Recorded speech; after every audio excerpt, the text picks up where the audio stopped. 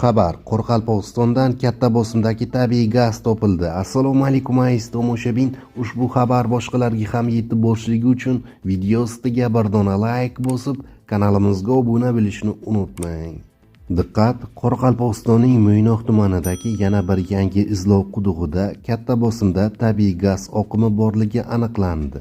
Bu haqda O'zbekneft Gaz xabar berdi.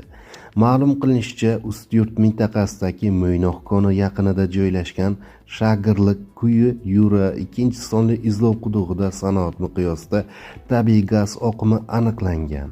Bu maydon tog' kon sanoati va geologiya vazirligi tasarrufidagi O'zbek geofizika AJ va neft va gaz konlari geologiyasi hamda qidiruv instituti DME tomonidan 3D seysmik qidiruv ishlari ma'lumotlari asosida chuqur izlov burg'ulashga tayyorlangan deyiladi xabarda. Qayd etilishicha, mazkur quduq loyiha boshqaruv ofisining malakali mutaxassislari tomonidan burg'ulangan. Loyiha boshqaruv ofisida davlat rahbarining topshirig'iga ko'ra, xorijdagi zamonaviy kompaniyalarda aynan neft va gaz sohasida ishlab, O'zbekistonga olib kelingan malakali mutaxassislardan iborat guruh hisoblanadi. 2026-yilning 10-yanvar kuni quduq tubi Yura qatlamlarida 5265 metr chuqurlikkacha burg'ulanib, 5265-5061 metr chuqurlik oralig'ida tabiiy gaz uyumlari aniqlangan. Qo'shimcha qilinishicha, quyi Yura qatlamlarining geologik tuzilishini o'rganish hamda aniqlangan gaz uyumlarining tarqalish chegarasini aniqlash maqsadida